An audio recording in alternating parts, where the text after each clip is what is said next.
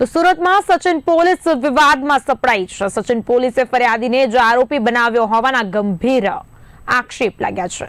BJP કાર્યકર્તા બતાવી ગુંડાગર્દી, ફટાકડા લઈને પરત ફરતા સમયે ગાડી વચ્ચે ટક્કર બાદ શરૂ થયો વિવાદ। સામાન્ય ઝઘડામાં જ ગાડી પર તોડફોડના આક્ષેપ છતાં કાર્યવાહી નહીં।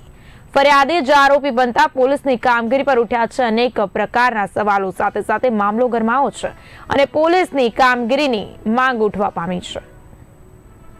ફટાકડા લેવા ગયેલા સચિનમાં ફટાકડા લઈને આવતા હતા તો અક્ષય પાંડે કરીને હતો, એ ગાડી સામસામે થઈ ગઈ। તો મેં કીધું ભાઈ ગાડી જોઈને ચલાવ, તો મને ડાયરેક્ટ ગાળો આપીને કે તું મને ઓળખતો નથી, મેં બીજેપીનો કાર્યકર્તા છું, તને કાં ફસાઈ દેવા તને ખબર નહીં પડે। પછી મેં ત્યાંથી નીકળીને મેં ઘરે ચાલ્યો ગયો। તો મારો એક ફ્રેન્ડ છે, એને મેં સમજીને કે આ રાખ્યો છે એમ કરીને એને પછાડી ભાગ્યા।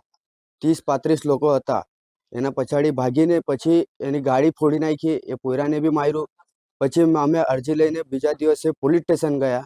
પોલીસ સ્ટેશન જવા પછી પોલીસવાળાએ એક પોલીસ કર્મીએ મારા હાથમાંથી અરજી પેપર છીની લીધી અને મને કહે ચલ તું અહીંયાથી નીચે ચલ। ઉપરથી મને નીચે લાવ્યા, ત્યાં મને બેહાડી દીધો। પછી મારા ઉપર કેસ બનાવીને મને લોકઅપમાં નાખી દીધો। મેં અરજી કરી, પેલો સામેવાળો માણસ જે આરોપી છે એ પોલીસ સ્ટેશનમાં જ ફરતો હતો, પોલીસ સ્ટેશનમાં જ હતો, એને કેમ પકડ્યું નહીં અને અમને પકડીને મારા ઉપર કેસ બનાવીને પાછો મને 2 દિવસ મૂકીને છોડ્યો। અને જે આરોપી છે એ બી ફરે જ છે, એને કોઈ પકડતું નથી। એ કે મેં બીજેપીનો કાર્યકર્તા છું એમ કરીને એ મને કે તને ફસાઈ દેવા એમને તેમ બધું કહેતો હતો।